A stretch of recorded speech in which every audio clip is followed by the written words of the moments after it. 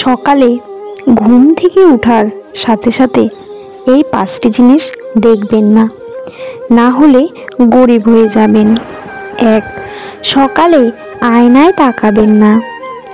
জ্যোতিষীদের মতে সকালে ঘুম থেকে ওঠার সাথে সাথে আয়নায় নিজেকে দেখা উচিত নয়।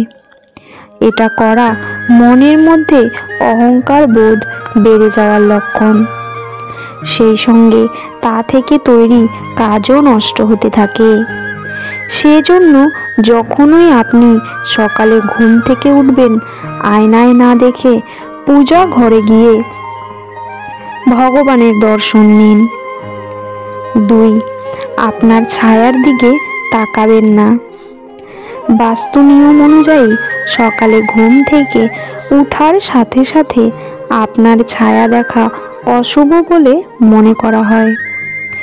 এটি জীবনে অন্ধকার, কারো মৃত্যু বা ঘরোয়া কলহের লক্ষণ হিসাবে বিবেচিত হয়। অতএব আপনিও যদি এই ভুল করে থাকেন, তাহলে অবিলম্বে এই অভ্যাস ত্যাগ করুন। এটি করা না হলে ব্যক্তিকে অনেক সমস্যায় পড়তে হয়। 3. বন্ধ ঘড়ি দেখা।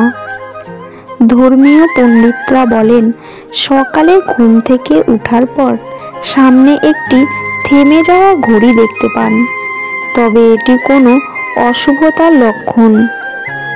বিশ্বাস করা হয় যে আপনার জীবনে একটি বড় সংকট আসতে চলেছে।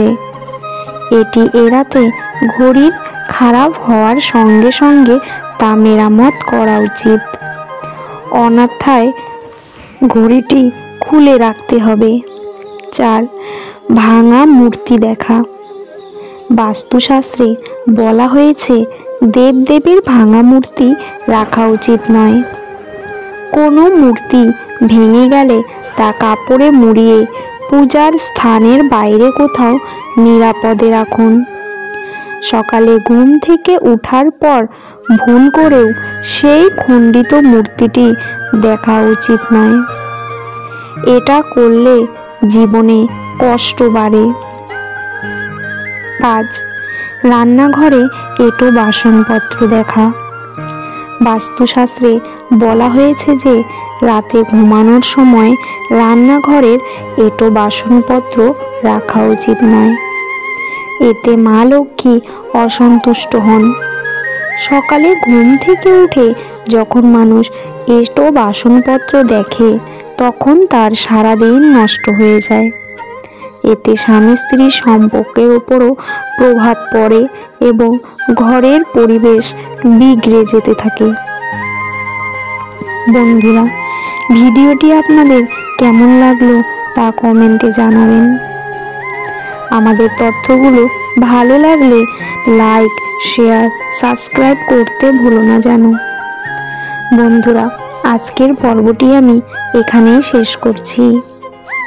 পরবর্তী একটি নতুন ভিডিও নিয়ে আবার আসব। ততক্ষণ আপনারা ভালো থাকবেন, সুস্থ থাকবেন আর নিজেদের যত্ন নেবেন।